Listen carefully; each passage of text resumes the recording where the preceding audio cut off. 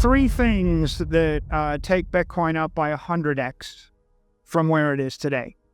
The first thing is to legitimize and accept and endorse it as an institutional grade asset. So fair regulation of the asset itself in the securities industry.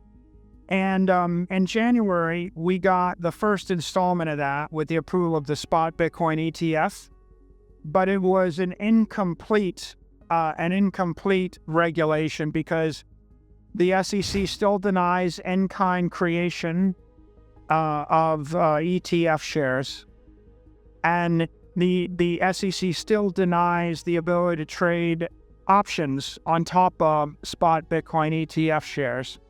And the acceptance was given grudgingly, it was basically, I did it because I had to do it, but I didn't like it, okay? So what's the significance of that? The negative opinion expressed when the approval came, that sits as a shadow over a lot of mainstream investors. We need to flip from a negative opinion to at least a neutral opinion.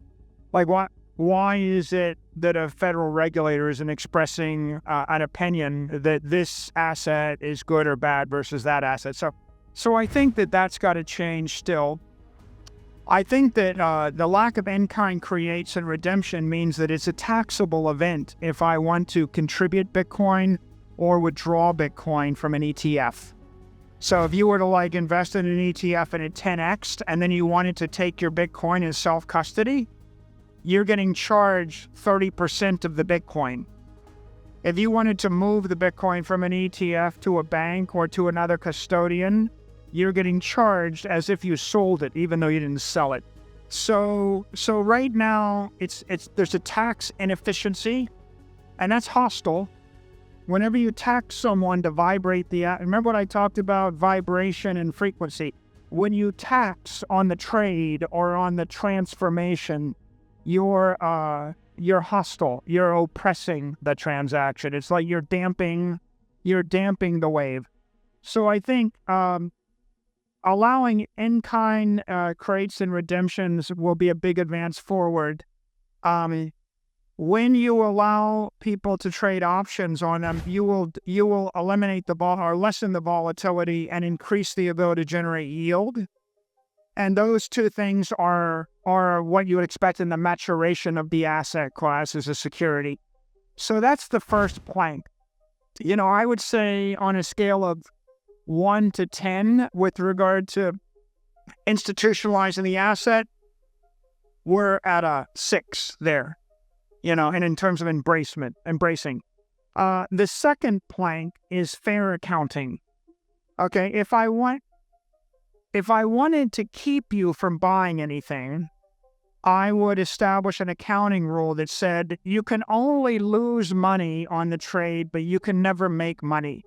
And that's a one-way ratchet. If I actually set up an accounting system where you always lose, you never win, and if you win, you have to act like you lost. And then if you lose again, you could win 99 times, but the 100th time you lose, you report one loss, no wins. Okay, that's just prejudicial and hostile. Okay, so indefinite intangible accounting allows you to lose but not win. And it's the kind of accounting you give to things you don't want people to buy. And so fair accounting was critical. And this January, it became optional. And next January, it will be mandatory. And so that's a big step forward. Let's just say we're 75% of the way along there, but we'll be sort of at 100% when you have 24 or 36 companies and they're all using the same fair value accounting and everybody's talking about it. And you start to see companies report multi-billion-dollar or 10 mega-billion-dollar gains on that accounting, right? That'll be a big deal. That's 2. And then the third is if individuals aren't allowed to self-custody, that's hostile to Bitcoin. If I pass the law saying you can't custody, that's an attack on Bitcoin. if companies can't self-custody, that's an attack on Bitcoin. If I had a company whose job was to sell custody services to institutions, if I provided custody to Yale Endowment or to a big hedge fund, and then if the government had a law that made it illegal for the custodian to provide custody for your asset, that's hostile. So right now, SAB 121 is a rule that basically makes it impossible for a bank to custody Bitcoin. And the right way to look at it is, well, that's basically a regulation preventing companies that want to custody from custodying. And so the result of that is you have basically the government saying, I guess you can buy the ETF, but the ETF is not allowed to use their bank to custody the Bitcoin, and they can only use a crypto exchange to custody the Bitcoin, and we're going to sue the crypto exchange. And so when you have the government hostile to the crypto custodian, hostile to the banks, hostile to the institutional custodian, you're kind of, you're undermining the ETF industry, and you're undermining the asset. So the third plank is we just need for the SEC, the OCC, the FDIC to allow banks like JPMorgan and Citigroup and Goldman. But by the way, you might not like JPMorgan because of what the CEO has said, but let me guarantee you that within a year or 2 years of when it's possible to custody Bitcoin, JPMorgan will start a process to do that. And within 4 years, they'll be custodying Bitcoin because it's money. And that's what they do.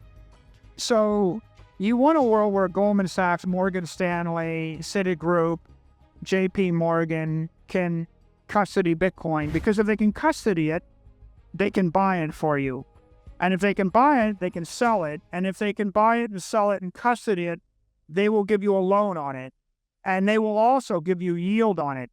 So the world after the banks can custody Bitcoin will be, I could have Bitcoin at a bank too big to fail, backed by $1 trillion balance sheet. They would give me 500 basis points of yield. You know how much money you get if you put your money in T-bills right now? You get 550 basis points risk-free. I think that the banks will give Bitcoiners 550 basis points risk-free when they can custody the Bitcoin. And so the world would be very different if you got paid 5% interest on your Bitcoin while you're actually holding the Bitcoin.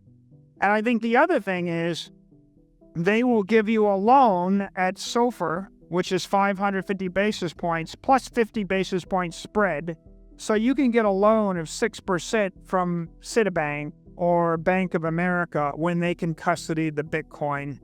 And then the third thing is, they'll let you post the Bitcoin as collateral against your house or your mortgage, and you'll be able to I think refinance your mortgage maybe to 100% loan to value or 120% loan to value by putting the Bitcoin as collateral. Like right now, if you go to some of these banks and you had a $5 million house and you wanted to borrow money, they might say, well, I can loan you 70% or 60%. I'll loan you $3 million against the house at the best interest rate. It used to be 2.5%, by the way. When I told people to take mortgages and buy Bitcoin, Bitcoin was $40,000 and the mortgages were 2.5% interest. I took infinite crap for that, by the way, infinite. Well, so you want to borrow the $3 million. What they would say is, I'll give you a loan for $3 million against the house, or I'll make the mortgage $5 million if you post some securities like Apple stock. If you want to post T-bills or Apple stock or the S&P ETF, they will give you a $5 million mortgage at 2.5% interest. And you could have done that with those institutional grade assets. Imagine a world where you can top up your mortgage with Bitcoin, borrow at 3 or 4 or 5% interest for 10 to 30 years, right? And what's the requirement? The bank's got to custody the Bitcoin. They got to recognize it as an asset that's just as good as Apple stock, just as good as a T-bill. And so I think, we're rippling where we get a couple more improvements on the ETFs. We'll be at 100%.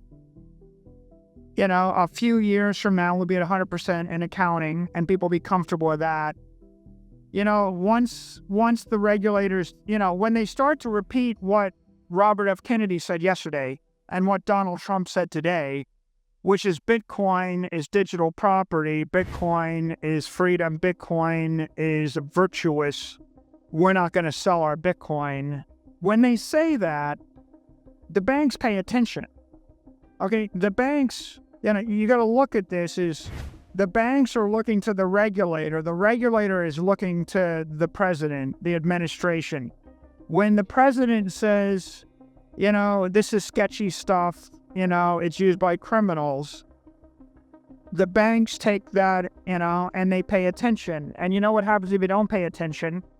The Signature and Silvergate Bank both actually were very pro-Bitcoin and pro-crypto, and they got out on a limb, and the regulators shut down the two banks, right? And so you can see why banks are conservative.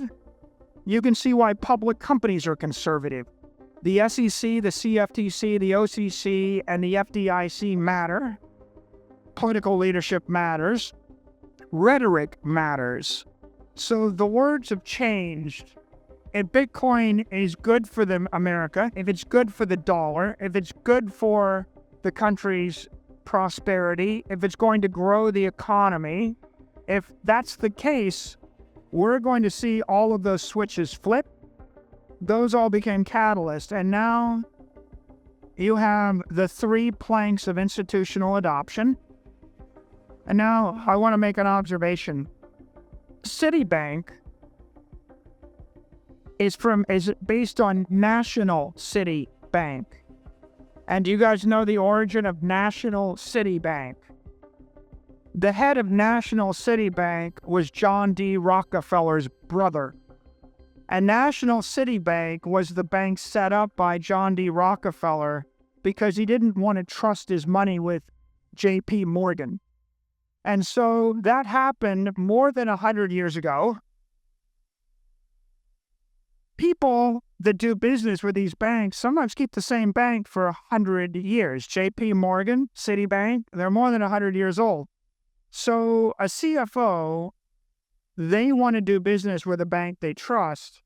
And the world that I'm seeing is a world where Google generates $1 billion a month, and they send $1 billion a month to Citibank or JPMorgan, and they say, buy $1 billion of Bitcoin. And it's like $1 billion. Now it's $2 billion a month. And then Meta sends $1 billion a month. Then Microsoft sends $5 billion. And if you want to see a world where billions of dollars a month flow, and then it flows into the Bitcoin ecosystem,